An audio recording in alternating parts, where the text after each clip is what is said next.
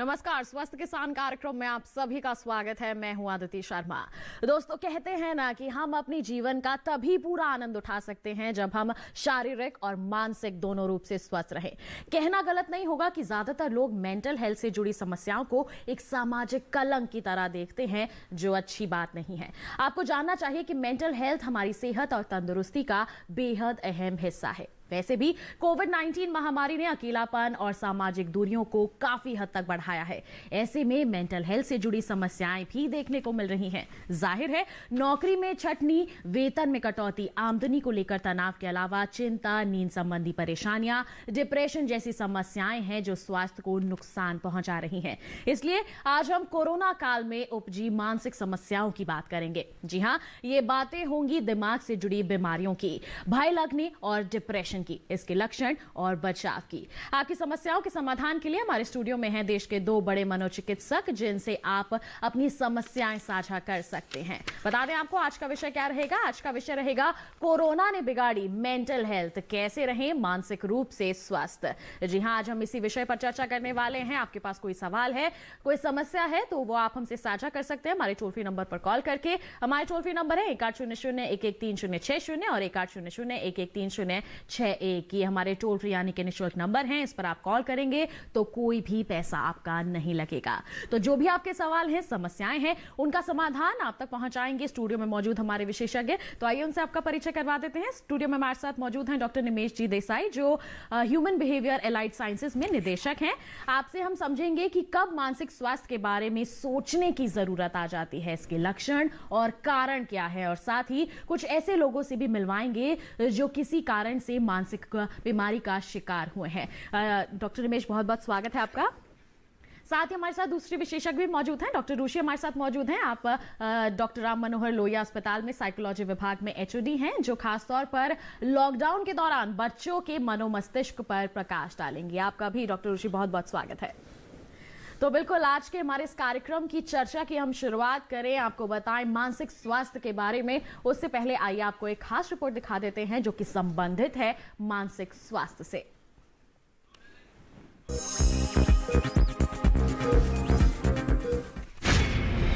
क्या करें, कैसे करें, किससे करें, कौन सुनेगा मेरी बात, समझेगा कौन, कहीं लोग हंसेंगे तो नहीं, दर्द है।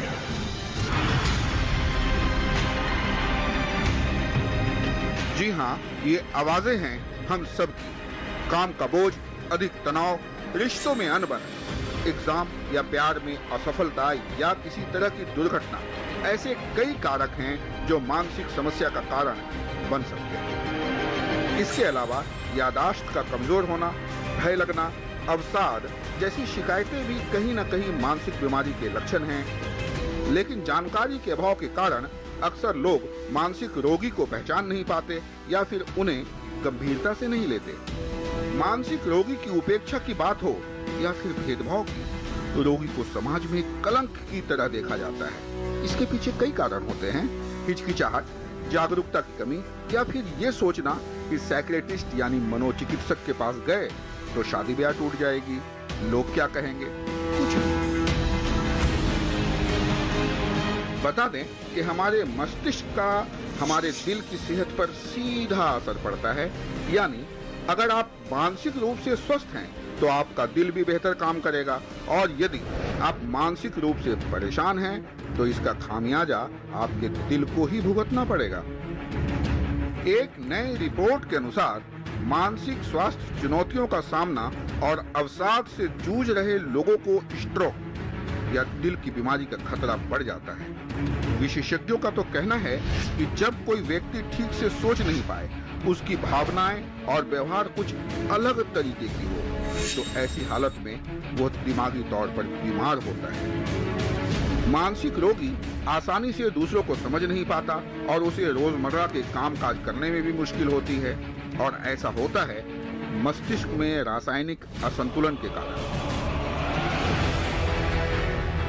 तब इनके उपचार के लिए मनोरोग चिकित्सा की आवश्यकता होती है। यदि कारणों की बात करें तो मनोवैज्ञानिक और सामाजिक कारण के अलावा ये बीमारी आनुवांशिक भी हो सकते हैं। अपने में खोए रहने वाले, चुप रहने वाले, कम दोस्ती करने वाले लोगों में स्किज़ोफ्रेनिया अधिक होता है। ये बीमारी कुछ दवाओं, रासायनिक तत्वों, शराब और अन्य नशीले पदार्थों के सेवन से भी हो सकते हैं। इसके अलावा साइकोसिस, स्किज़ोफ्रेनिया, उन्माद, अवसाद, मंदबुद्धि होना, मिर्गी इत्यादि रोग उन लोगों में ज्यादा मिलते हैं जिनके परिवार में इसका कोई इतिहास होता है।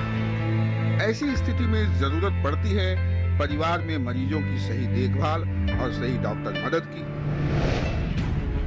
गौरतलब है कि पार्किंसंस डिजीज मस्तिष्क में मौजूद वाइटल नर्व सेल को पूरी तरह नष्ट कर देता है, जिससे हमारा खुद अपने ऊपर वश नहीं चलता।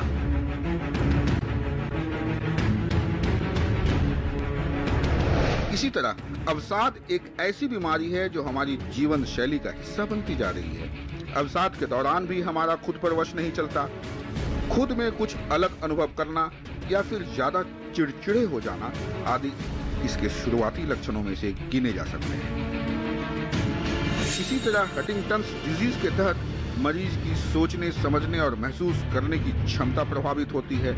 हालांकि अब मेंटल हेल्थ केयर बिल 2016 संसद में पास हो चुका है। इसके साथ ही अब मानसिक तौर पर बीमार लोगों के इलाज और उनके सेवाओं की बेहतर व्यवस्था भी की गई है ताकि हर व्यक्ति जागरूक हो सके।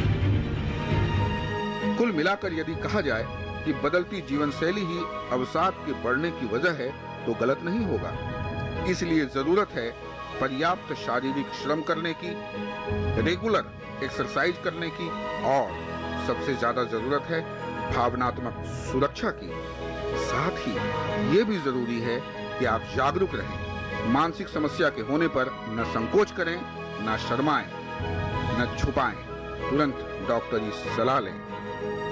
राजेश मिश्र, दूरदर्शन किसान।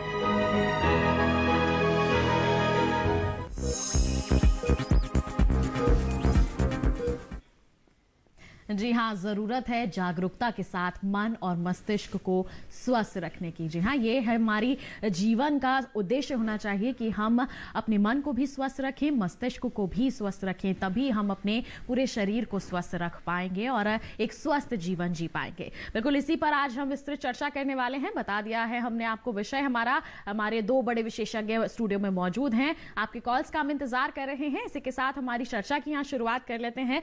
डॉक्टर निमिष देसाई का मैं यहाँ पर रुख करना चाहूंगी। डॉक्टर साहब, शरीर में जिस कभी भी कोई बीमारी होती है तो अक्सर लोग डॉक्टर के पास जाते हैं, लेकिन अगर कोई मानसिक समस्या हो जाती है तो उसमें यह स्वीकार कर पाना कि डॉक्टर को दिखाने की जरूरत हो गई है, इससे थोड़ा संकोच होता है लोगों को। जैसे शुरुआत में भी मैंने जिक्र किया था कि इसे नकारात्मक रूप में देखा जाता है, तो कमी कहाँ रह जाती है? कमी ऐतिहासिक है और सामाजिक है। कमी ये रही है कि मानसिक स्वास्थ्य की जो विकृतियां हैं उनको कुछ दशकों पहले, 100 साल पहले सिर्फ पागलपन के रूप में देखा जाता था। न सिर्फ हमारे देश में, हमारे समाज में, लेकिन विश्व भर में ये माना जाता कि ये ऊपरी हवा का असर है या जादू टोना है। तो वो जो भ्रांतियां थी वो अभी भी हमारे समाज में कुछ हिस्सों में अभी भी चल रही है।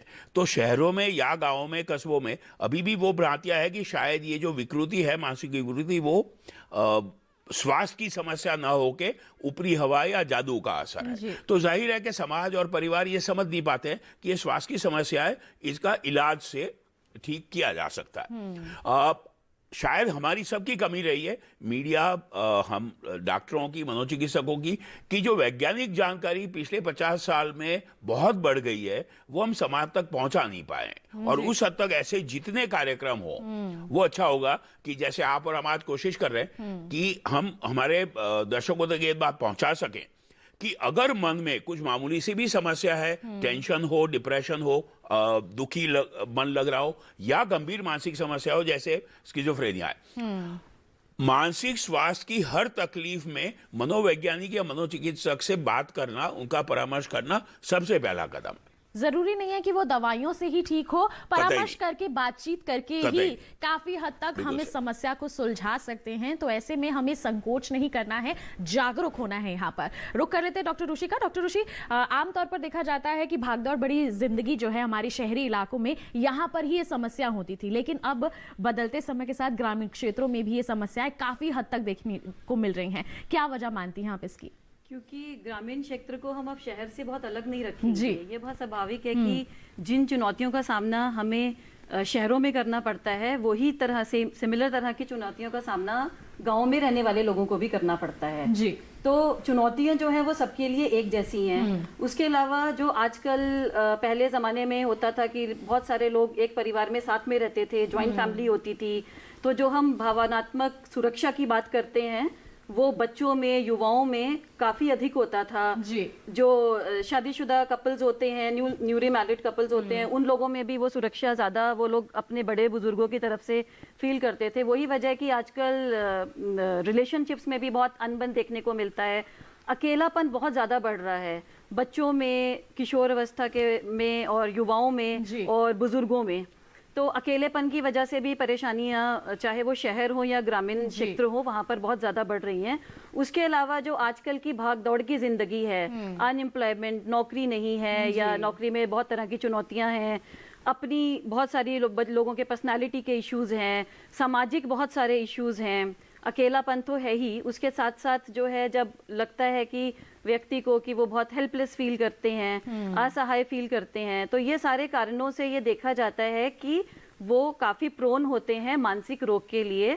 और तनाव जो है वो बहुत ज्यादा बढ़ रहा है शहरों में भी और ग्रामीण क्षेत्र में भी। बिल्कुल, तो हम तनाव को यहाँ पर एक मुख्य कारण भी मान सकते हैं। और अब जो गांव का जो हम लाइफस्टाइल कह लें या फिर रहन सहन कह लें, वो भी अब शहरों से काफी अलग नहीं है। तो वहां पर भी लोग इस समस्याओं से ग्रस्त हो रहे हैं और कारण हमें पहचानने की जरूरत है। जब हमें जानकारी होगी तभी हम इन उलझनों को सुलझा पाएंगे। बढ़ते हैं आगे, कॉलर जुड़ गए हमारे साथ, पहले उनका सवाल शामिल कर लेते हैं, फिर अपनी चर्चा को आगे बढ़ाएंगे। इस वक्त धर्मेंद्र जी हमारे साथ बिहार से फोन लाइन पर है। हेलो हेलो, नमस्कार, स्वागत आपका कार्यक्रम में। क्या सवाल है आपका? सवाल ये, मेरा भांजा है 5 साल का, वो बेहोश हो जाता है। 5 साल का आपका भांजा है, वो बेहोश हो जाता है? हाँ, खेलते खेलते जो है ना बेहोश हो जाता है। खेलते खेलते बेहोश हो जाता है। डॉक्टर ऋषि, आप कुछ पूछना चाहेंगे इनसे? अगर खेलते खेलते अगर बेहोश हो जाता है तो उसके बहुत सारे कारण हो सकते हैं। तो ऐसे यहाँ पर बैठकर बताना तो बहुत मुश्किल है कि किस कारण से वो बेहोश हो रहा है। ज़रूरी है कि आप जाकर अपने आसपास जो भी डॉक्टर हो, किसी भी फिजिशियन को, किसी डॉक्टर को संपर्क करें, उनसे जानने की कोशिश करें कि क्या कारण हो सकता है बेहोश होने का। जी, तो जो भी नज़दीकी आपके चिकित्सालय है वहाँ पर जाके आप एक बार दिखा लीजिए। और साथ ही हम डॉक्टर निमेश से भी यहाँ पर इनकी राय ले लेते हैं। डॉक्टर निमेश, आप क्या कहना चाहेंगे? मौका अदिति जी ये है जो डॉक्टर ऋषि ने कहा, उसको साथ साथ बात को आगे बढ़ाते हुए कि हम धर्मेंद्र को और बाकी दर्शकों को जरा एक बात और क्लियर कर दें। जो दिमाग है, ब्रेन, उनकी बीमारियां अलग होती है। जैसे मिर्गी का दौरा, एक संभावना सबसे बड़ी रहेगी कि इस बच्चे में मिर्गी के दौरे की बीमारी है। जो मानसिक बीमारियां हैं वो मन की है। जाहिर है ब्रेन और माइंड एक दूसरे से संलग्न रूप में काम करते हैं। तो अक्सर जैसे कहा गया, डॉक्टर को दिखाइए, न्यूरोलॉजिस्ट या साइकियाट्रिस्ट, दोनों में से किसी की जरूरत हो सकती है। जी बिल्कुल। तो धर्मेंद्र जी, आपको क्या करना है? हमारे विशेषज्ञ ने बता दिया है, दोनों ही विशेषज्ञों ने जानकारी दे दी है। आइए इसके साथ चर्चा को आगे बढ़ाते हैं। हम डॉक्टर निमेश, आपसे जानना चाहेंगे कि अभी आपने जिक्र किया कि जागरूकता की कमी है जिसके कारण लोग खुलकर सामने नहीं आ पाते हैं। लेकिन अगर हम पिछले कुछ समय की बात करें तो मीडिया में डिप्रेशन के बारे में खुलकर बात भी हो रही है, लेकिन फिर भी लोग इसे आम सी बात ही समझते हैं और नजरअंदाज कर देते हैं। इस पर आप क्या कहना चाहेंगे? मैं ये कहना चाहूंगा कि एक बार फिर कहूंगा, मानव इतिहास में हर समाज में मन की प्रति और मानसिक तकलीफों के प्रति दुविधा या विरोधाभास रहा है। कुछ हद तक व्यक्ति विशेष में, परिवार में या समाज में विरोधाभास रहेगा। हम सबको ये सोच बनानी पड़ेगी कि अगर कोई मानसिक तकलीफ है, अगर कोई परेशानी है, तो सबसे पहले अपने आप को समझें अगर हो सके। अगर परिवार से, मित्रों से बात करके मदद हो सके तो और अच्छी बात है। अगर काउंसलिंग से, अगर साइकोलॉजी से हेल्प हो जाए तो अच्छी बात है। डॉक्टरी इलाज की या दवाइयों की जरूरत तभी पड़े अगर बीमारी गंभीर हो। जी। मैं कहना चाहूंगा जो डॉक्टर ऋषि और आप बात कर रहे थे, अकेलापन बहुत बड़ा कारण है जी। सामाजिक रूप से, जैसे डॉक्टर ऋषि ने कहा, शहरों में, गांवों में, कस्बों में अकेलापन इतना हो गया है, सोशल आइसोलेशन जिसको हम अंग्रेजी में कहते हैं, तो अकेलापन एक बहुत बड़ा कारण है मानसिक तकलीफ होने का। और अब कोरोना के चलते तो सामाजिक और ज्यादा हो गया है, जो बात करेंगे इस साल में वैश्विक महामारी के कारण। लेकिन एक और भी है, जो समाज बदल रहा है, डॉक्टर ऋषि ने और आपने बात की, उसमें जो मानसिक बीमार व्यक्ति है, मानसिक बीमार व्यक्ति का भी अकेलापन कुछ और ही ज्यादा बढ़ गया, क्योंकि जो परिवार के अड़ोस पड़ोस के व्यक्ति हैं, जो साथी हैं, उनके पास समय और तैयारी नहीं है उनकी देखभाल करने की। तो 20वीं सदी में एक और समस्या बढ़ती जा रही है कि जो मानसिक स्वास्थ्य के तक रोगी हैं, उनकी देखभाल में बहुत मुश्किल हो रही है, उनके मानव अधिकारों का उल्लंघन होने लगा है। अगर आप समझें 50, 60, 100 साल पहले भी बिल्कुल असंभव नहीं था कि गांव में या शहर में चाय की दुकान पे, पान की दुकान पे एक मानसिक रोगी फटे कपड़े के साथ दाढ़ी बड़ी हुई दिख जाता था जी। तो जो बेघर मानसिक रोगी होते थे वो कम मात्रा में थे। अब ये पाया गया कि महानगरों में, शहरों में बेघर मानसिक रोगियों की तादाद बहुत बढ़ गई है। एक अनुमान ये है अदिति जी कि भारतवर्ष में कम से कम 5 लाख बेघर मानसिक रोगी हैं जी। दिल्ली शहर में, दिल्ली महानगर में शायद 20 या 25 हजार मानसिक रोगी है। तो हमें सामाजिक रूप से, एक तो है अपने मानसिक स्वास्थ्य की देखभाल करना, लेकिन अगर सामाजिक जिम्मेवारी की बात करें तो अपने गांव, अपने कस्बे, अपने शहर में अगर हम कोशिश करें कि अगर कोई बेघर मानसिक रोगी दिखे तो उसकी मदद की जाए। जी बिल्कुल, बहुत ही अच्छी यहाँ पर आपने बात कही है और हम उम्मीद करते हैं सब लोग इसे समझेंगे भी जरूर। बढ़ते हैं आगे। इसके साथ ही एक कॉलर हमारे साथ जुड़ गए हैं, बिहार से संजीव जी ने हमें कॉल किया है, जान लेते हैं क्या है उनका सवाल। हेलो हेलो, नमस्कार, स्वागत आपका। क्या सवाल है आपका? जी नमस्कार जी, अपना सवाल पूछिए।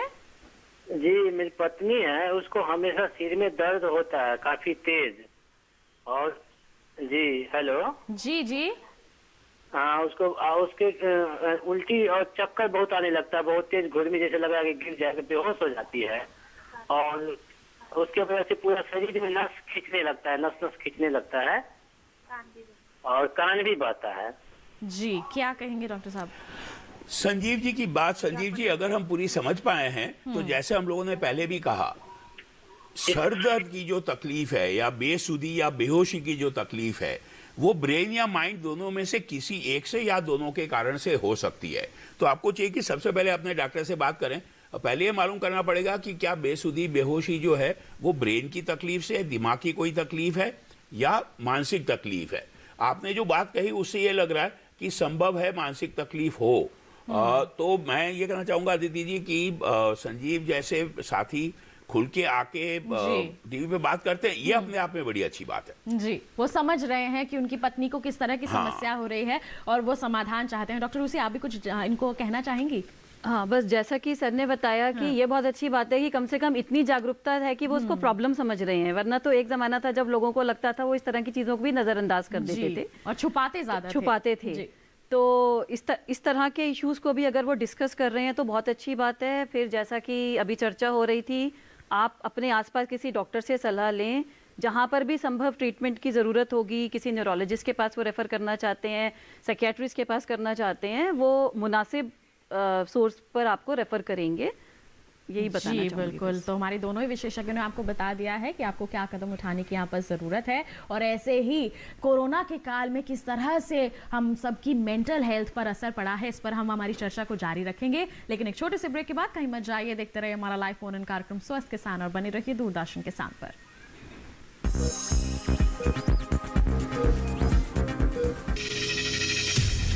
आपकी जीवन शैली और जीने के अंदाज को टटोलता कार्यक्रम, जहां हर दर्द के हमदर्द होते हैं हम और पूछते हैं आपसे, कैसे हैं आप? कैसे हैं आप? कैसे हैं आप?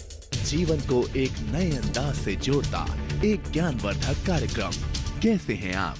रविवार सुबह 10:05 पर।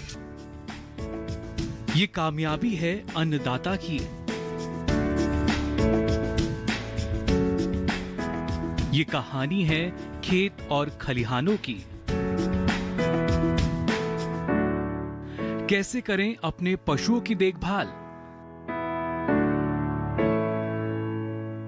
जानिए गांव-गांव के किसानों का हाल। देखिए गांव किसान, सोमवार से शुक्रवार दोपहर 12 बजे सिर्फ डीडी किसान पर।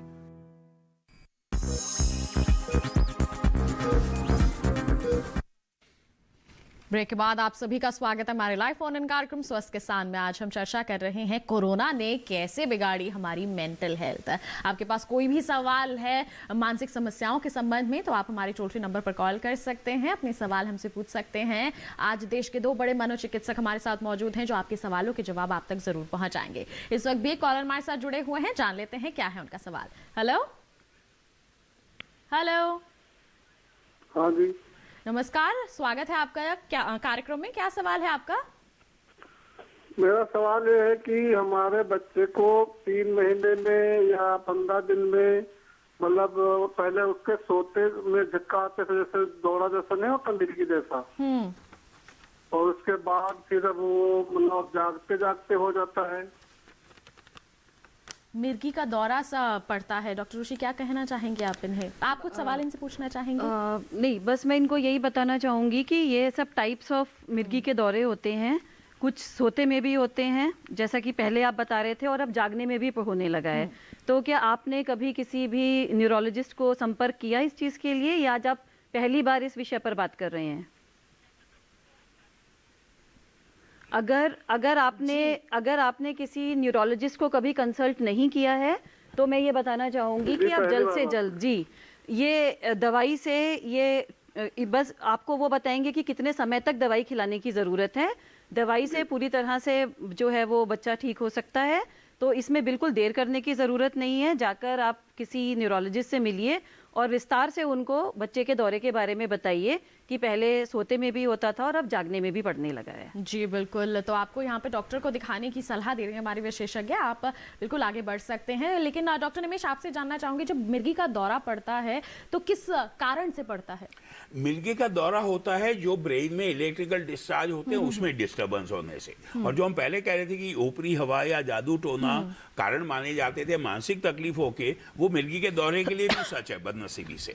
ब्रेन या माइंड, दिमाग या मानसिक कोई भी तकलीफ के लिए आम समाज में अभी भी वो धारणाएं हैं। तो जैसे डॉक्टर ऋषि ने हम सबने बताया, दिमाग की तकलीफ हो, मानसिक तकलीफ हो, ऊपरी हवा या जादू टोना वाला विचार आप खुद ना आने दें। अड़ोस पड़ोस में, माफ कीजिएगा, कोई बताने वाला भी ऐसा हो कि ओझा के पास चलते हैं, यहाँ चलते हैं, वहां चलते हैं, तो ये ना करें। डॉक्टरी विज्ञान दिमाग की और मानसिक बीमारियों को अब अच्छे से समझने लगा है, सरलता से इलाज संभव है। तो सीधा पहला फर्ज होगा अपने पास के जो डॉक्टर है उनसे संपर्क करें। जी बिल्कुल, तो देरी यहाँ पर नहीं करनी है, किसी और की बात को ना सुनते हुए सीधा डॉक्टर का रुख यहाँ पर करना है, और यही सलाह है हमारे विशेषज्ञों की भी। बढ़ते हैं आगे और डॉक्टर ऋषि का मैं यहाँ पर रुख करना चाहूंगी। कोरोना चल रहा है, अभी भी खत्म नहीं हुआ है, लोगों के अंदर डर है। लॉकडाउन का दौर भी देख लिया है, जो अगर हम बच्चों की बात करें तो उनके लिए बहुत ही नया था, हम सबके लिए नया था, लेकिन बच्चों के लिए काफी अलग ही तरह का माहौल था। तो ऐसे में किस तरह का तनाव वो झेल रहे हैं, क्या तनाव बढ़ा है उनका? क्योंकि जाहिर सी बात है, बड़े लोगों के लिए भी उन्होंने पहली बार, हम सबने अपने जीवन में पहली बार इस चीज से हम लोग गुजरे, बच्चे भी पहली बार गुजर रहे हैं। पर हम लोगों में फिर भी उतनी सोच समझ है कि हम समझ रहे हैं कि ये हमेशा ऐसा रहने वाला नहीं है, चीज़ें ठीक होंगी। हम थोड़े से पॉजिटिव होकर भी सोचते हैं। बच्चे उतने आगे का नहीं सोचते। बच्चे अभी प्रेजेंट में रहकर ये देखते हैं कि अभी उनके जीवन पर क्या प्रभाव पड़ रहा है। उनकी एक नॉर्मल जिंदगी जो होती है, हंसने खेलने की, कूदने की, बच्चों के साथ बाहर इंटरेक्ट करने की, क्लास में रोज जाना, एक रूटीन फॉलो करना, टाइम से सुबह में उठना, टाइम से सोना, वो सारा रूटीन उनका डिस्टर्ब हो गया है। प्लस उनके साथ कोई है नहीं जिससे वो बातें करें। जैसे अब अगर हम बात करें, जो कामकाजी महिलाएं हैं या पुरुष तो हैं ही जो घर काम के लिए घरों से निकलते हैं, तो हमारा फिर भी एक नेटवर्क है। हम अपने घर से अपने रूटीन को फॉलो करते हैं, हम लोग अपने कामकाज पर जाते हैं, लोगों से इंटरेक्ट करते हैं। पर बच्चे जो ये ऑनलाइन क्लासेस कर रहे हैं, तो पूरा दिन लैपटॉप कंप्यूटर के आगे बैठकर क्लासेस करना, उसके बाद फिर अपना दिल बहलाने के लिए वो अपनी जो भी कंप्यूटर पर गेम्स वगैरह खेलते हैं, तो ऑनलाइन एक्सपोजर बहुत ज्यादा है, उसका कहीं ना कहीं उन पर प्रभाव पड़ रहा है। प्लस जो वो सोशल इंटरेक्शन नहीं है, वो सोशलाइजेशन उनका नहीं हो रहा, जो कि और वो जो खेलना कूदने की उम्र है, वो खेल कूद नहीं पा रहे हैं, उसका बहुत ही महत्वपूर्ण इम्पैक्ट है जो बच्चों के उनकी साइकोलॉजी पर, उनके इमोशंस जो पर, उनके बच्चों के बिहेवियर विकास के पे लिए बहुत जरूरी चीजें जी। होती हैं, उनसे उन्हें दूरी बना के रहना पड़ उनसे रहा वो है वंचित इस हैं, संकट इसीलिए वो की थोड़ा घड़ी में। असहाय और चिड़चिड़ा फील करते हैं। जी, तो ये जो ये हम कहें कि व्यवहार हो रहा है बच्चों का, जो चिड़चिड़ापन है, जो थोड़ा सा वो गुस्से में आ जाते हैं, तो ये आम तौर पर आम समस्या हम मान सकते हैं, क्योंकि आजकल के जो अभिभावक हैं वो परेशान हो जाते हैं कि बच्चे ऐसा बिहेव क्यों कर रहे हैं, अभी तक तो नहीं कर रहे थे। जी, इसीलिए हमारे पास भी बहुत सारे लोग पेरेंट्स आकर यही सब रिपोर्ट करते हैं कि मैडम अभी हमारी प्रॉब्लम्स तो हम सॉल्व कर लेंगे, पहले हमारे बच्चों की प्रॉब्लम रिजॉल्व करिए। उनके अंदर एग्रेशन, बिहेवियरल इश्यूज और ये सब चीजें बहुत ज्यादा देखने को मिल रही हैं। तो अगर ऐसा कुछ हो भी रहा है तो आपको घबराना नहीं है, सीधा बस डॉक्टर के पास आप चले जाइए, एक बारी कंसल्ट कर लीजिए, जो समस्या है उसका समाधान आपको जरूर यहाँ पर मिल पाएगा। बढ़ते हैं आगे, कॉलर हमारे साथ यहाँ पर जुड़ गए हैं। कमलेश जी ने हमें पश्चिम बंगाल से फोन किया है, जान लेते हैं क्या है उनका सवाल। हेलो। हाँ, हेलो, नमस्कार, स्वागत आपका कार्यक्रम में। क्या सवाल है आपका? जी, मेरा सवाल ये है कि ज्यादातर भ्रम रहता है कि मानसिक रोग के लिए जो दवा लिया जाता है उसका साइड इफेक्ट मेरे को जानना है, क्योंकि मेरे को डर रहता है कि उस दवा लेने से कहीं बाल न झड़ने लगे, कहीं उसका अलग साइड इफेक्ट ना हो, तो ये मेरा सवाल है। जी, डॉक्टर निमेश क्या कहना चाहेंगे आप? कमलेश जी का मैं धन्यवाद करना चाहूंगा कि आपने हमें, कमलेश जी, न सिर्फ अपना शक जाहिर किया लेकिन हमें मौका दिया इस चर्चा में जो बहुत बड़ी भ्रांति है। जी, एक बार फिर उसी मुद्दे पे जाऊंगा, मन और दिमाग के। मन काम करता है दिमाग से, जो ब्रेन ऑर्गन है, तो जाहिर है जब मानसिक तकलीफों को कम करने की और जो रासायनिक बदलाव आए हैं उनको ठीक करने की कोशिश की जाएगी दवाइयों के द्वारा, तो ब्रेन पे असर थोड़ा होगा। शारीरिक स्वास्थ्य में भी कोई भी दवाई ऐसी आज तक नहीं है जिसका शून्य साइड इफेक्ट हो। जीरो साइड इफेक्ट वाली दवाई थियोरेटिकली असंभव है, कभी आगे विज्ञान निकल आए। तो मानसिक रोगों की जो इलाज है उनकी दवाइयों के बारे में, जैसे कमलेश भाई आपने कहा, बहुत बहुत बहुत गलतफहमियां हैं। मैं आपको दावे के साथ यह कहना चाहूंगा कि मुझे 40 साल हो गए मनोचिकित्सा के क्षेत्र में। मेरे इस जीवन काल में पिछले 30-40 साल में बहुत बदलाव आ गया। जो आप कह रहे थे वो भ्रांतियां बदनसीबी से कुछ सच भी थी 70-80 के दशक तक, शायद 90 के दशक तक। 21वीं सदी में जो दवाइयां हैं वो ब्रेन में, दिमाग में खास जगह पे खास रासायनिक बदलाव को लाकर असर करती है। तो जो साइड इफेक्ट की तादाद थी वो शायद 30-40-50% से 5-10% तक आ गई है एक बार। तो साइड इफेक्ट होने की संभावनाएं बहुत कम रहती हैं। जो साइड इफेक्ट है वो बहुत मामूली सी है। एक मिसाल मैं यहाँ अदिति ये जरूर देना चाहूंगा कि जो आड़ असर है, जो कमलेश भाई ने बात की, जो असर डॉक्टर या विज्ञान नहीं चाहता है। हम चाहते हैं कि दवाई फला जगह जाके एक असर करे, बाकी शरीर और दिमाग पे असर ना करे। ये जैसे मैंने कहा सिर्फ मानसिक स्वास्थ्य में नहीं है। गौर करें, जुकाम हो, कॉमन कोल्ड हो जाए, तो वो जो एंटी हिस्टामिनिक्स है, मैं ब्रांड नेम नहीं लेना चाहूंगा, लेकिन हम भी ये करते हैं कि दोपहर या शाम में घर गए, बहुत जुकाम हो रहा है, सर भारी हो रहा है, नाक बह रही है, तो हम वो एक एंटी हिस्टामिनिक कोई दवाई लेके सो जाते हैं, सुबह फ्रेश हो गए। जी। तो जो नींद का असर है, जो सबसे बड़ी भ्रांति है कि जो हम लोग दवाई देते हैं वो सिर्फ नींद की गोलियां हैं, ये सरासर गलत है। इसलिए कि जो जुकाम लिए हम दवाई खाते हैं उसका भी एक इच्छनीय, पसंद आने वाला साइड इफेक्ट यह है, आड़ असर यह है कि जुकाम था, नींद अच्छे से आई, दूसरे दिन हम फ्रेश हो गए। यही आड़ असर है हमारी दवाइयों का भी। लेकिन ये गलतफहमी कम होती है क्योंकि शारीरिक बात थी, जुकाम जो मानसिक तकलीफ है उसमें ये गलत धारणाएं बदनसीबी से आसानी से फैल जाती हैं। तो हर दवाई में शारीरिक या मानसिक स्वास्थ्य के क्षेत्र में कुछ आड़ असर होंगे, वो पहले के मुकाबले बहुत कम है, और इसके बारे में गलतफहमियां न होने दें।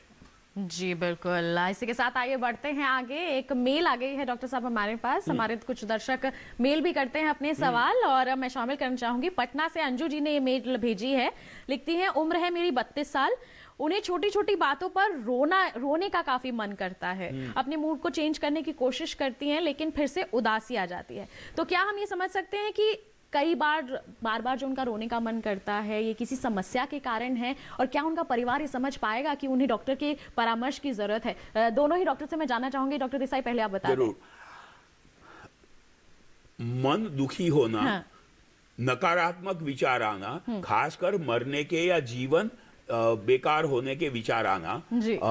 जीवन में नीरसहीन हो जाना और बार बार रोना आए, ये लक्षण है, बहुत आम लक्षण है जो अवसाद की बीमारी है, जिनको हम अंग्रेजी में डिप्रेशन कहते हैं। जैसे अदिति जी ने कहा, बाहरी कारणों से अगर दिल टूट गया, अगर परिवार में कुछ मनमुटाव है, पैसे की तकलीफ है, अगर इम्तिहान में नंबर अच्छे नहीं आए या फेल हो गए, तो ये बाहरी कारण हो सकते हैं अवसाद की, डिप्रेशन की बीमारी होने के। लेकिन उससे ज्यादा, जैसे शुरू की फिल्म में बहुत अच्छे से कहा गया था, जो अनुवांशिक कारण है, जेनेटिक कारण है जी।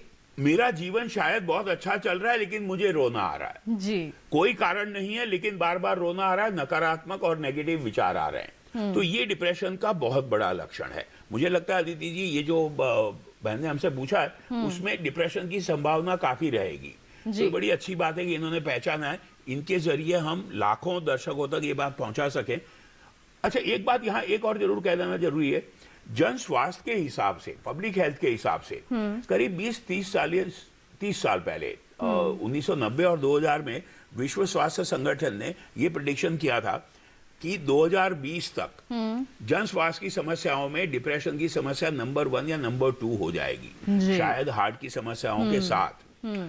किसी को ये अंदाजा नहीं था कि कोरोना की महामारी आ जाएगी, वो बात और हो गई, लेकिन जो प्रेडिक्शन था वो सच हो गया जी। डिप्रेशन की तादाद समाज में इतनी है, संक्षेप में आंकड़े बता दिए जाएं, विश्व में किसी एक मौके पे, किसी एक महीने में, 6 महीने में कम से कम 5 या 7% जनता डिप्रेशन की बीमारी के शिकार होती है, तो 20 में से एक व्यक्ति।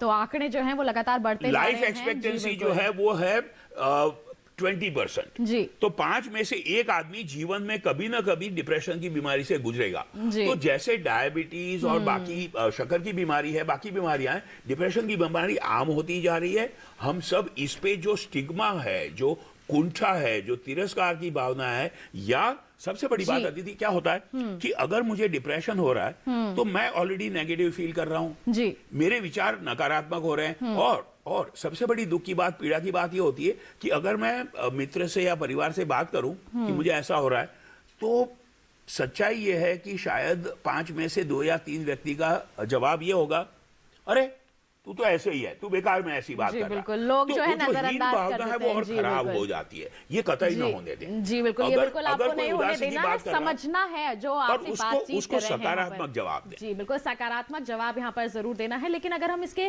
ड्यूरेशन की बात करें, समय अवधि की बात करें, तो 1 दिन होगा, 1 हफ्ता होगा, 1 महीना होगा, तो इसकी अवधि के बारे में डॉक्टर ऋषि आप क्या कहना चाहेंगे? जैसे कि हम लोग अभी बात कर रहे थे कि सबसे पहले तो ये जान लें कि हर व्यक्ति कभी ना कभी किसी न किसी मोमेंट पर दुखी फील कर सकता है, तो हमें शुरुआत वहीं से करनी है। हमें ये भी नहीं सोचना है कि हम मानसिक रोग से पीड़ित हैं, यानी कि हमें डिप्रेशन है, पर जैसा कि हम लोग चर्चा कर रहे थे कि संभावना बहुत अधिक है, तो पहले ये देखें कि कोई भी कारण हो सकता है, छोटा मोटा। अक्सर होता है सुबह में सोकर उठे या शाम के वक्त अक्सर लोग रिपोर्ट करते हैं कि मन दुखी है, बुझा बुझा सा है, या रोने की इच्छा हो रही है। लेकिन जब अगर हमें लगे कि हमारा जो ये नकारात्मक सोच है और ये जो मन बुझा बुझा सा है, यानी कि जो लो मूड है, और जिन चीज़ों में हम पहले दिलचस्पी लेते थे, जिन चीज़ों को पहले इंजॉय करते थे, अब हम वो इंजॉय नहीं कर पाते हैं, और हमारी एनर्जी लेवल भी काफ़ी कम हो गई है, बहुत थका थका सा महसूस करते हैं। इन सारे लक्षणों के साथ साथ और हमारे कुछ बायोलॉजिकल फंक्शन में भी प्रभाव पड़ रहा है, हमारे भूख प्यास कम लग रही है, या हमारी नींद जो है उसकी समस्या है, वो नींद डिस्टर्ब है, कम आती है, या बार बार आंख खुल जाती है, और भी बहुत सारे सिम्टम्स हैं इसके, क्योंकि इसकी भी severity mild to severe level पर होती है।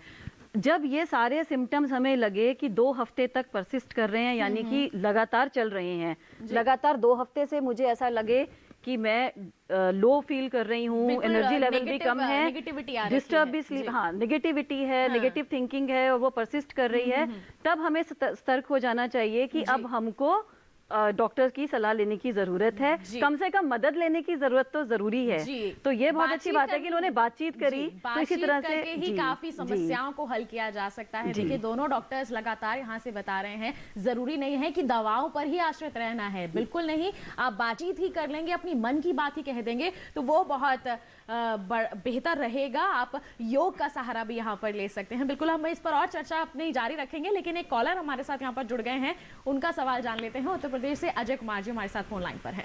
हेलो हेलो, नमस्कार, स्वागत आपका कार्यक्रम में। क्या सवाल है आपका? हाँ जी, डॉक्टर रूबी जी से मेरा सवाल है कि जो घर में पुरानी माताएं हैं, ताई हैं, चाची हैं, ये जो है इधर उधर घूमती हैं और ये इस कोरोना को नहीं मानती, चिड़चिड़ापन होता है, इनके लिए इन्हें कैसे समझाया जाए? जी, अपने टाइम की बात उठाती हैं, पहले हम ऐसा करते थे, कुएं से पानी लाते थे, फलाना करते थे, ढिगड़ा करते थे। तो ऐसे में डॉक्टर साहब से मेरा अनुरोध है कि इन्हें कैसे समझाया जाए? जी डॉक्टर ऋषि, क्या हर व्यक्ति के लिए आजकल के अभी जो दौर है, ये पैंडेमिक है, इसमें हर व्यक्ति के लिए बहुत मुश्किल है अपने आप को सीमित करके रखना। तो चाहे वो बड़े हो या बच्चे हो, सभी के लिए वो एक बहुत बड़ा चैलेंज है। तो आपको भी मेरी यही सलाह है और सबके लिए यही सलाह है कि हम जो है वो फिजिकल डिस्टेंसिंग को फॉलो करें। अगर कुएं में पानी लेने जाना चाहते हैं तो घर से निकलने में कोई बुराई नहीं है, लोगों से मिलने जुलने में भी कोई बुराई नहीं है। अगर हम एक दूरी बनाकर, मास्क पहनकर, जो बेसिक प्रिकॉशंस हैं उन सबको फॉलो कर रहे हैं, उसमें कोई बुराई नहीं है। तो उन सबको फॉलो करते हुए हम जो WHO के जो भी उनकी गाइडलाइंस है उनको फॉलो करेंगे, तो हम अगर मिल भी रहे हैं तो कोई बुराई नहीं है। उसके बावजूद अगर हम अपने को घर में सीमित रखते हैं तो और भी बहुत सारे ऐसे साधन हैं जिससे हम सोशलाइज कर सकते हैं। जैसे कि गांव में हर घर फोन होता है, शहरों में तो होता ही है, तो आप फोन के द्वारा, वीडियो कॉल के द्वारा लोगों से फेस टू फेस बात कर सकते हैं, वैसे भी फोन पर बात कर सकते हैं, जुड़े रह सकते हैं। मतलब बात है सिर्फ ये समझने की कि हमें लोगों से, समाज से जुड़ के रहना है, हमको कनेक्टेड फील करना है। तो वो अकेलापन ना फील करें। वो जो उनके अंदर बार बार वो चिड़चिड़ापन आ रहा है कि घर से बाहर नहीं निकलने दे रहे, पानी नहीं लाने दे रहे, उसका वजह यही है कि वो कहीं ना कहीं अकेलापन है, उनको लग रहा है कि बहुत अकेला फील कर रहे हैं। तो हमारी समाज की ये जिम्मेदारी बनती है कि उन तक हम ये बात पहुंचाएं कि क्या सेफ मेथड्स हैं, सेफ गार्ड्स हैं, उनके तहत हम एक बेसिक जो सोशलाइजेशन है उसको फॉलो कर सकते हैं। तो फिजिकल डिस्टेंसिंग पर जोर करें, सोशल डिस्टेंसिंग वो कंफ्यूज ना हो, जो हर बार हम उस चीज पर चर्चा कर रहे होते हैं। तो अभी भी मुझे लगता है इस पर थोड़ा सा और फोकस करने की जरूरत है। जी बिल्कुल। तो देखिए हमारे विशेषज्ञ ने समझाने की यहाँ से कोशिश ज़रूर की है। हम उम्मीद करते हैं कि सब लोग इनको समझेंगे, इन बातों को, और इन पर अमल भी करेंगे और अपने आप को स्वस्थ बनाए रखने में बहुत ही अच्छी भूमिका भी यहाँ पर निभाएंगे। और परिवार में भी इमोशनल सपोर्ट दें। भावनात्मक रूप से एक जो सपोर्ट है वो बहुत ज़रूरी हो जाता है। चाहे कोई भी बीमारी हो, शारीरिक बीमारी हो या फिर मानसिक बीमारी हो, दोनों में ही ये सपोर्ट बहुत ज़रूरी है। बिल्कुल। इसी के साथ बहुत बड़ी एक बात सामने आती है कि जो डॉक्टर दोनों ही बता रहे हैं कि लोग अपने मन की बात नहीं कह पाते। डॉक्टर देसाई, जब भी कोई व्यक्ति निराश होता है या नकारात्मक सोच रहा होता है तो वो अपनी मन की बात नहीं बोल पाता सामने वाले को। उसे लगता है कि अगर मैं उसको बोल दूंगा तो वो मजाक उड़ाएगा। जैसे अभी आपने कहा कि लोग अक्सर ये कह देते हैं कि तू तो है ही ऐसा। लोग इस संकोच के चलते लोग अपने मन की बात कह नहीं पाते हैं। तो ये कितना खतरनाक हो जाता है उस व्यक्ति के लिए। बहुत खतरनाक हो जाता है दीदी जी, इसलिए कि जैसे आपने कहा व्यक्ति के खुद के कारण है, संकोच है जी। जो लोगों का रिस्पांस है, लोगों की प्रतिक्रिया है, वो अक्सर नेगेटिव हो जाती है। तीसरा, अभी भी समाज में माहौल मोटे तौर पे ये बना हुआ है कि मानसिक तकलीफें खुद अब इंसान अपनी हिम्मत हौसले से ठीक कर ले, उसको मदद की जरूरत नहीं है। तो मेरा एक बड़ा फेवरेट मॉडल है pressure cooker model of mind जी। जैसे प्रेशर कुकर अब हम हर जगह इस्तेमाल करते हैं, अगर उसमें वो भाप निकलने का मैकेनिज्म ना हो, स्टीम निकलने का, तो कभी ना कभी वो प्रेशर कुकर फटेगा जी। तो हमें सरल से सरल मॉडल में ये समझना पड़ेगा कि अगर, जैसे अदिति जी कह रही हैं, बहुत सारे लोग कह रहे हैं, अगर वो भाप अंदर जमा होती रही तो वो प्रेशर कुकर फटेगा। वो मानसिक रूप से फटेगा, या तो तनाव होगा, डिप्रेशन होगा, कोई गंभीर मानसिक बीमारी होगी।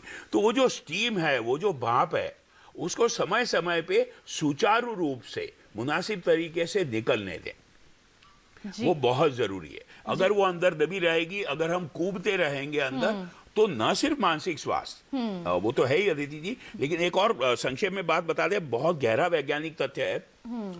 अगर मानसिक तकलीफें नहीं बताई गई तो मानसिक स्वास्थ्य तो अच्छा नहीं रहेगा, शायद बीमारी होगी, शारीरिक स्वास्थ्य और गड़बड़ होगा जी। डिप्रेशन, डायबिटीज, हाइपरटेंशन, दिल की बीमारी, ये सारी बहुत सारी बीमारियां जुड़ी हैं कि आप कितने खुले मन से बात कर लेते हैं जी। लोग अक्सर कहते हैं कि मुझे ये बीमारी हो गई लेकिन मैंने तो ऐसा कुछ किया ही नहीं था, पर उसके पीछे की वजह यही होती है कि हम खुलकर नहीं कह पाते। जैसे डॉक्टर साहब ने कहा कि प्रेशर कुकर फटने की स्थिति हो जाती है, तो वो फटे ना, इसके लिए जो डॉक्टर साहब का संस्थान है वो बहुत अच्छा कार्य भी कर रहा है। आइए देख लेते हैं कुछ ऐसे मरीजों के पास हम चल लेते हैं जो मानसिक रूप से बुरी तरह से बीमार थे, जिन्हें डॉक्टर साहब की जो संस्थान है उन्हें एक नए जीवन से जोड़ा है। आइए देख लेते हैं एक खास रिपोर्ट।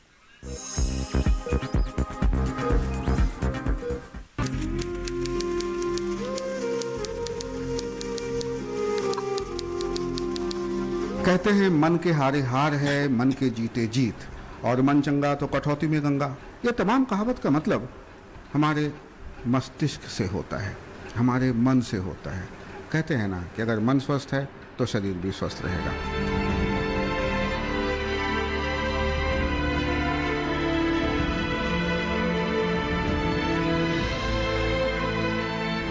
आज हम पहुंचे हैं दिल्ली के मानव व्यवहार संबंध विज्ञान संस्थान में, यानी इबास में।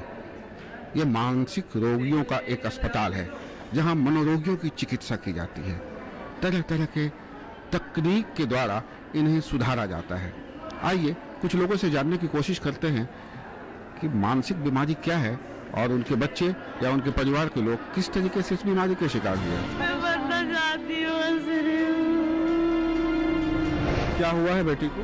उसका दिमाग में परेशानी है, दिल दिमाग में परेशानी, परेशान है बहुत ज़्यादा। हर टाइम बोलती चालती रहती है, फिरती रहती है, सोती नहीं, इसको नींद नहीं आती, खाना नहीं खाती बिल्कुल भी।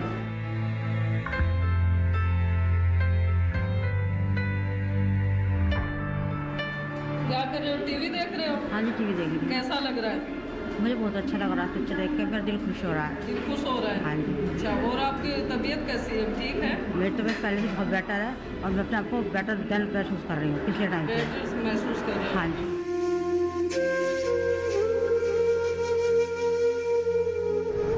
मुझे 2-4 गुंडों ने पकड़कर सड़क पर मेरे कपड़े फाड़े थे। मैं यहाँ पड़ गई, फिर यहाँ पर मैंने 9 साल की 10 साल तक दवाई खाई यहीं की, और फिर मुझे याददाश्त वापस आई।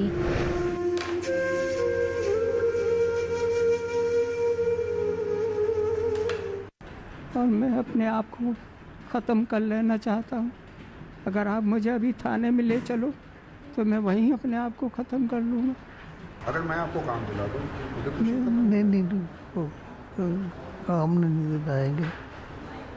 पहले ये शेयर मार्केट में ब्रोकर थे, सब ब्रोकर, तो लॉस हुआ, काफ़ी लॉस हुआ, डिप्रेशन में चले गए लॉस होने के बाद। तो फिर मेडिसिन ट्रीटमेंट हुआ, फिर ठीक हो गए, फिर कुछ काम करने की कोशिश की, नहीं हो पाया, फिर डिप्रेशन में सुसाइड करना है, सुसाइडल थॉट्स आते हैं इनको, सुसाइड करना चाहते हैं। तो मतलब फिर अब ये है कि अब काम करना ही नहीं चाहते। उन बातों को ना याद दिलवाओ तो ही सही है। मैं अपने मन में रखूँगी अपनी बातों को, मैं दूसरों के सामने ना रोना चाहती।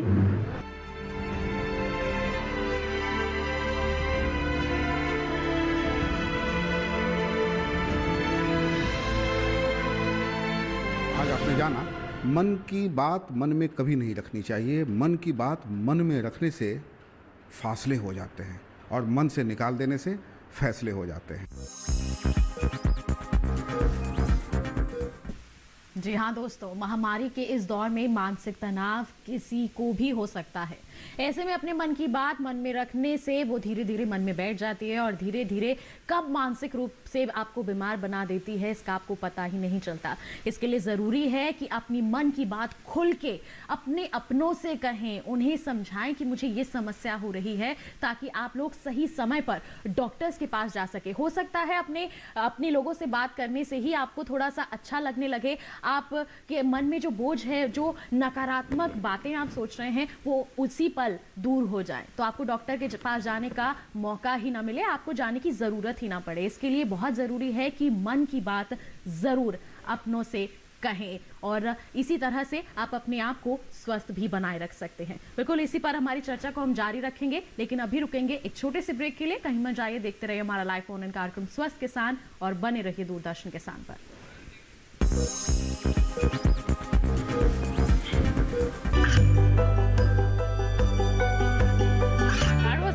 गांवों और पिछड़े क्षेत्रों में सरकारी योजनाओं की जानकारी पहुंचा, देश में कौशल और क्षमता विकास कर ग्रामीणों को सामाजिक बदलाव और विकास से जोड़ने की दूरदर्शन किसान की पहल चौपाल चर्चा देखें सोमवार से शुक्रवार सुबह 9 बजे।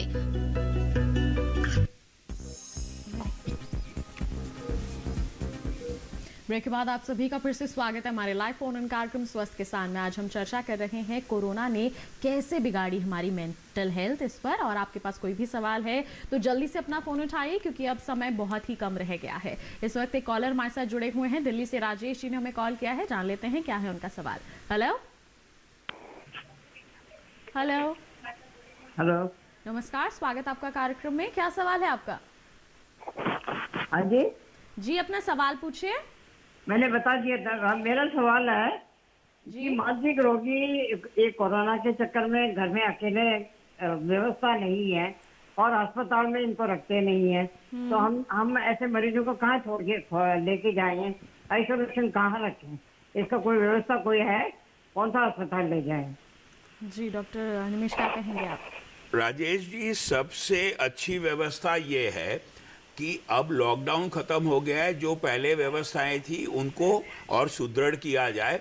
अगर अस्पताल ले जाके दाखिले की जरूरत है तो दाखिला जरूर होगा, सब अस्पताल खुल गए हैं। अगर सिर्फ ओपीडी से इलाज होना है तो वो होगा, जैसे घर पे पहले देखभाल हो रही थी वो होगी। लेकिन अदिति, फिर कहना चाहूंगा, जो राजेश जी अपने मुझे लगता है परिवारजन के बारे में पूछ रहे हैं, ये गंभीर समस्या है, क्योंकि परिवार, जैसे डॉक्टर ऋषि ने कहा, छोटे होते जा रहे हैं, घर छोटे होते जा रहे हैं, लोगों की तैयारी उनकी देखभाल करने की कम है, अस्पताल का पॉलिसी बदल गया कि दाखिला कम होगा, तो जाहिर है ये रोगी बेघर मानसिक रोगी बन जाते हैं। ऐसा नहीं होने दें। लेकिन ये मौका मैं अदिति जी लेना भी चाहूंगा राजेश जी के जरिए कि कोरोना काल के दौरान, जैसे पहले थोड़ा कहा गया, हम सबको टेंशन रही, इससे कोई इनकार ना करे। बहुत अच्छा अनुसंधान है, बहुत अच्छी रिसर्च है भारतवर्ष में और विश्व में, कि कोई भी जब ऐसी आपदा होती है, भूकंप हो, सूखा हो, बाढ़ हो, करीब करीब 100% व्यक्ति कुछ हद तक मानसिक रूप से असरग्रस्त होते हैं। ज्यादातर व्यक्ति 60, 70, 80% व्यक्ति उसको 2-4 हफ्ते में, 2-4 महीने में अपने आप को ठीक कर लेते हैं। जी। सबसे ज्यादा असर होता है उन व्यक्तियों पर जो पहले से मानसिक रूप से बीमार थे या ग्रसित होने की संभावना रखते थे। तो हमें सिर्फ ये चाहिए, जैसे अदिति जी ने स्वाभाविक रूप से बहुत अच्छा कहा कि हम सबको टेंशन हो सकती है और हुई है, तो हम इसको माने। अगर कोई व्यक्ति ज्यादा गंभीर रूप से टेंशन में है, डिप्रेशन में, तो उसके इलाज के लिए जरूर ले जाएं। दूसरी बात मैं ये कहना चाहूंगा, जो बात हो रही थी, कोरोना का लॉकडाउन पूरा हो गया, शायद लॉकडाउन अब जरूरत ना पड़े। जो 3 हिदायतें बार बार टीवी पे हर जगह बताई जा रही है, हाथ की सफाई, मुंह पे मास्क और दूरी बनाए रखना, अगर ये 3 चीज की जाए तो आम सामाजिक इंटरेक्शन और बातचीत होती रहे, इसमें कोई कमी की जरूरी नहीं है। जी बिल्कुल। हाँ, एक सावधानी जरूर है कि दिवाली का त्योहार आ रहा है, जो भीड़ भाड़, जो मिलना जुलना आमतौर पे हम करते थे, वो इस साल शायद ना करें। एक बार फिर कहूंगा, अगर हम सब लोग ये 3 हिदायतें माने, खासकर जैसे डॉक्टर ऋषि ने पहले कहा, दूरी बनाए रखें, मास्क पहन के रखें, हाथ सफाई रखें, तो कोई कारण नहीं रखें। जी बिल्कुल। तो आप आमतौर पर मिल सकते हैं लोगों से और दिवाली का त्योहार भी यहाँ पर मना ही सकते हैं आराम से, लेकिन आपको सतर्कता यहाँ पर बरतनी है। यहाँ मुझे एक हमेशा याद आता है, 1-2 बार टीवी पे भी कह चुका हूँ, अब लॉकडाउन खत्म हो गया, त्योहार आ रहा है, इसलिए बल्ले बल्ले हो, लेकिन बल्ले बल्ले हो हौले हौले। जी बिल्कुल, बहुत ही अच्छी बात कही है आपने कि आप सतर्क यहाँ पर जरूर रहें। त्योहार आप आराम से अपने परिवार के साथ जरूर मनाएं। बढ़ते हैं आगे। कॉलर हमारे साथ राजस्थान से जुड़े हुए हैं, उनका सवाल हम शामिल कर लेते हैं। हेलो हेलो जी, नमस्कार पूरन जी, आपका कार्यक्रम में स्वागत है। आप अपना सवाल पूछिए। मेरे एक बच्चा है जो 7 साल हो गया है, डिप्रेशन में आए। 7 साल का बच्चा है, वो डिप्रेशन में है? नहीं, बच्चा तो 32 साल का है जी। 32 साल का लड़का है और जयपुर भी इलाज कराया शिव गौतम अनिल तामी से। जी डॉक्टर ऋषि, कुछ पूछना चाहेंगे आप इनसे? एक बार फिर से बताइए अपनी क्या परेशानी है। 7 साल का बच्चा है। हेलो, आप अपना सवाल दोबारा से पूछिए। हाँ, हमारा एक लड़का है 32 साल का। 32 साल का जी। तो डिप्रेशन में आ गया, 7 साल हो गए। 7 साल से डिप्रेशन। तो आपने किसी को इलाज भी कराया जयपुर अनिल तामी से जी, शिव गौतम से जी। तो अभी और वो दवाई नहीं लेता अपने आप दवाइयाँ नहीं लेते हैं। अपने आप अगर दवाई नहीं लेते हैं बिल्कुल भी जी, अगर अपने आप दवाई नहीं लेते हैं तो वो परिवार की फिर वहाँ पर बिल्कुल भी जी, नींद की भी परेशानी है। नींद की भी परेशानी है। तो ये बात तो पक्की है कि इनको इलाज की मतलब दवाई की जरूरत है। पिछले 7 साल से डिप्रेशन है, तो जरूर मॉडरेट से सीवियर लेवल का ही डिप्रेशन होगा, माइल्ड लेवल का तो नहीं लग रहा है अभी इनके बताने से। तो इनको दवाई की जरूरत पड़ेगी, दवाई तो खानी है। अगर वो खुद से नहीं ले रहे हैं तो उसके लिए भी थोड़ा काउंसलिंग के जरिए उनको कन्विंस भी कर सकते हैं। तो मेरी सलाह है कि फिर से जाकर डॉक्टर को भी ये बात बताएं कि वो दवाई नहीं लेते हैं, तो थोड़ी वो काउंसलिंग करेंगे और थोड़ी परिवार की जिम्मेदारी बन जाती है कि आप थोड़ा सा उनको दवाई खिलाने में मदद करें। आमतौर पर सभी मरीज अपने आप से दवाई नहीं खाते, स्पेशली शुरुआत के दिनों में तो परिवार की वहाँ पर जिम्मेदारी होती है कि वो नियमित टाइम से जिस टाइम पर वो खाते हैं अपने सामने दवाई मरीज को खिलाएं। तो आपको थोड़ा सा मदद करनी पड़ेगी इनको दवाई खिलाने में, और बाहर से भी मदद ले सकते हैं काउंसलिंग के लिए। जी बिल्कुल, तो इस तरह से आप उनकी काउंसलिंग करवा सकते हैं और उनको आपके सपोर्ट की बहुत ज़रूरत है यहाँ पर, तभी वो पूरी तरह से स्वस्थ हो भी सकते हैं। बढ़ते हैं आगे। डॉक्टर ऋषि, आपसे जानना चाहूँगी, आजकल जैसे सोशल मीडिया का दौर बहुत ज़्यादा है, लोग अपनी फ़ोटो है, कोई भी पोस्ट है वो पोस्ट कर देते हैं सोशल मीडिया पर, और उसके बाद उनको उसका इंतजार रहता है कि कितने लोग लाइक कर रहे हैं, डिसलाइक कर रहे हैं। अगर हम युवाओं की बात करें, बच्चों की बात करें, तो इस पर उनका बहुत असर पड़ता है, इस चीज़ का असर पड़ता है कि अरे मेरे पोस्ट को इतने लाइक नहीं मिले, इतना किसी ने डिसलाइक कर दिया। तो सोशल मीडिया का इम्पैक्ट जो है वो किस तरह से मेंटल हेल्थ पर पड़ता है? बिल्कुल सही बात है। बच्चों में, किशोरों में, युवाओं में तो ये सब चीज़ें बहुत अधिक हैं, और उससे ज़्यादा उम्र के लोगों में भी हैं, लेकिन इस वर्ग के लोगों में ज़्यादा देखने को मिलती हैं। तो कहीं ना कहीं ये समझने की ज़रूरत है, अगर हम शुरुआत में बचपन से ही करें, बच्चे की सेल्फ एस्टीम को थोड़ा सा बनाए रखने की ज़रूरत है, सेल्फ कॉन्फिडेंस को बढ़ाने की ज़रूरत है। कहीं ना वो सेल्फ कंसेप्ट डेवलप नहीं हो पाता, सेल्फ एस्टीम कम रहती है, तभी हम लोग बाहर ये सब चीज़ों को मतलब प्रेज, हमें तारीफ चाहिए कि हमें लाइक किया तो इसका मतलब सामने वाला इंसान जो है वो हमारी तारीफ कर रहा है, तो हर किसी को पसंद होता है। तो इसमें देखिए 2 चीज़ें हैं। एक तो मैं परिवार के लेवल पर कहना चाहूँगी कि जब आमतौर पर ये देखा जाता है कि बचपन से ही जब इस चीज़ से बच्चे डिप्राइव्ड होते हैं, यानी कि तरसे हुए होते हैं, घर में बहुत ज़्यादा प्रोत्साहन नहीं मिलता, बहुत प्रेज नहीं करते हैं पेरेंट्स, वो लव केयर अफेक्शन घर में नहीं मिल पाता है, तो कहीं ना कहीं वो डिप्राइव्ड होते हैं, तो उस कंटेक्स्ट में भी वो बाहर ढूंढते हैं। और कभी कभी ऑपोजिट भी होता है, हम इतना ज्यादा प्रेस कर रहे हैं बच्चे को कि बस अब वो, और हम उसको कंसेप्चुअली नहीं समझा रहे हैं। तो आई थिंक एक तो 2 चीजें हैं इसमें। एक तो परिवार में ये समझने की जरूरत है कि कितना प्रेस करना है, कितना लव अफेक्शन और भावनात्मक सुरक्षा देने की जरूरत है, पर साथ साथ जो हम सोशल कॉम्पिटेंसी की बात करते हैं, ऐसे चीजों हमें बच्चे को, बड़ों को ये भी सिखाना है कि जब चुनौती सामने हो तो उससे कैसे लड़ना है। क्योंकि ये छोटी छोटी सी शुरुआत यहीं से होती है कि मुझे लाइक्स नहीं मिल रही और मैं फ्रस्ट्रेट हो गया, और उसका जो है मैनिफेस्टेशन वो मेरे बिहेवियर पर भी दिखेगा। जी बिल्कुल, तो हम उम्मीद करते हैं कि अब जो अभिभावक हैं वो अपने बच्चों को बचपन से ही इस चीज़ के लिए बिल्कुल तैयार करेंगे और आगे चलकर किसी तरह की ऐसी कोई समस्या सामने नहीं आएगी। और इतनी महत्वपूर्ण जानकारियों के लिए आप दोनों का बहुत बहुत धन्यवाद देना चाहूँगी। आपने मेंटल हेल्थ के बारे में बहुत अच्छी जानकारियाँ दी हैं, अब सब लोग ज़रूर जागरूक होंगे। बहुत बहुत धन्यवाद आप दोनों का। तो बिल्कुल दोस्तों, हम उम्मीद करते हैं कि आज के इस कार्यक्रम से आप ज़रूर लाभान्वित होंगे और शारीरिक और मानसिक रूप से स्वस्थ ज़रूर होंगे। और हम आपको बता दें कि आपकी जो कई मेल्स हैं वो हमारे तक ज़रूर पहुंच रहे हैं। सीधा सीधा आप हमें मेल्स करते हैं, आपकी समस्याएं जो हैं वो हमसे साझा करते हैं और हम उनके जवाब आप तक पहुंचाते हैं, और हमारे जो विशेषज्ञ हैं उनका जवाब आप तक पहुंचाते हैं। और लगातार आप अपने जो सुझाव हैं, अपनी जो समस्याएं हैं हमसे साझा करते रहें। उसके लिए ज़रूरी है कि हम आपको हमारा पता बता दें। हमारा पता आप नोट कर लीजिए। हमारा पता है डीडी किसान, कमरा नंबर 7, दूसरी मंजिल, केंद्रीय कार्यक्रम निर्माण केंद्र, दूरदर्शन, खेलगांव, नई दिल्ली 110049। ये तो हो गया हमारा पता। ईमेल आईडी हम आपको बता देते हैं, जिसके जरिए आप ईमेल भी हमें कर सकते हैं। हमारी ईमेल आईडी है swasthkisan@gmail.com। जी हाँ, ये हमारी ईमेल आईडी है। इसके जरिए आप अपनी कोई भी समस्याएं हैं वो हमसे साझा कर सकते हैं, और कोई सुझाव है कार्यक्रम के लिए तो वो भी आप हम तक इनके जरिए पहुंचा सकते हैं। तो बस आज के लिए इतना ही। अगले सप्ताह मुलाकात होगी आपसे। तब तक के लिए स्वस्थ रहिए, मंगल रहिए, दूरदर्शन किसान देखते रहिए। और सभी को मैं आज दूरदर्शन किसान की पूरी टीम की तरफ से दीपावली की भी शुभकामनाएं देना चाहूंगी। हैप्पी दिवाली आप सभी को। नमस्कार।